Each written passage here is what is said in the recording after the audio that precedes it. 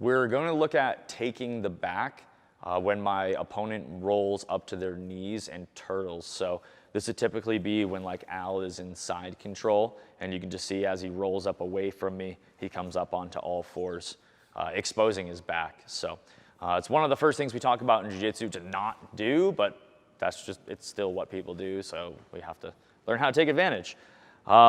This will typically be when we're in a seatbelt position where he has his back already exposed to me. So this could be off of like a Toreando pass or a takedown or something like that.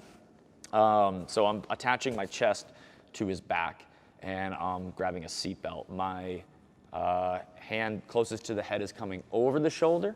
Other hand is coming under the arm, and I connect my hands together in a gable grip, okay? Now again, it's really important to not let any space be between my chest and his back, so I'm keeping that space tight. Here's the main principle.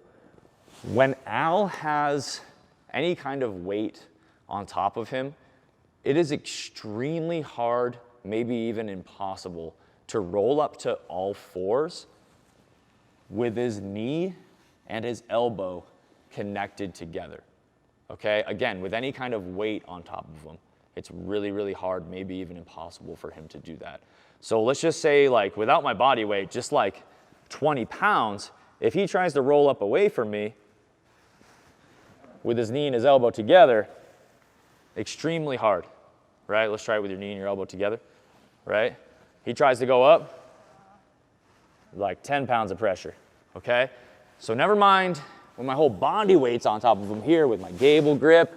He tries to roll up with his knee and his elbow together. That's not happening. But what he can do is he can bring them apart from each other to give himself more base. And then he rolls up from here. That's pretty easy.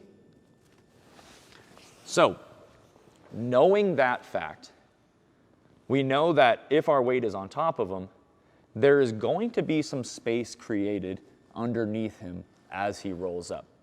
And we want to take advantage of that. So I'm holding my seatbelt really tight.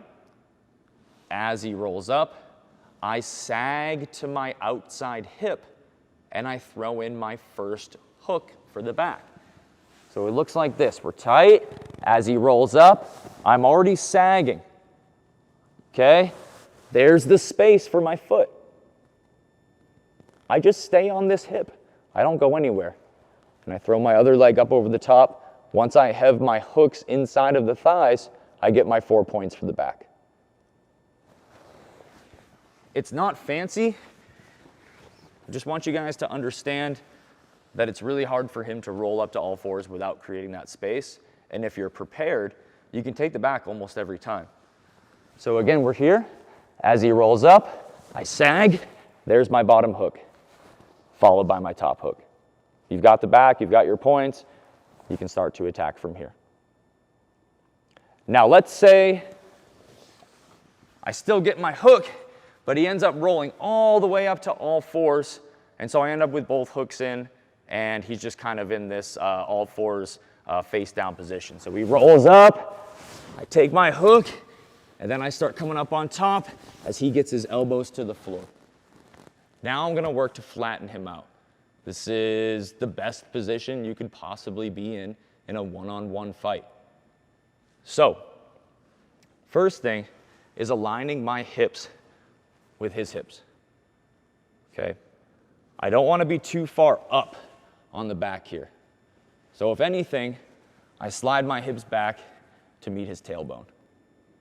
Now you can flatten him out with a seatbelt like we had before, or you can switch to double underhooks.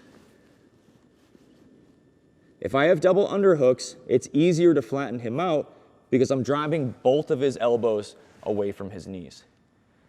If I have the seatbelt, it's a little bit harder to flatten him out, but my arm's already over the shoulder for the choke. So pluses and minuses to doing both things. I'm gonna go with the double underhooks. And when I go to flatten him out, I need to cross my big toes as I poke them out behind him. So I cross my big toes, I poke them out behind him. My toes never become uncrossed. Now, As I shoot my hips into Al's lower back, I straighten my legs out. We get to the flattened position. I use all my weight in his lower back to pin him, and I go hands free. How you doing, Al? Great. Okay. Extremely hard for Al to go anywhere. His hips are actually off the ground. Try to move around a little bit. As long as I keep my big toes crossed, it's going to keep him in here very well. If they become uncrossed, the pressure of this position will push my legs to the outside of his hips.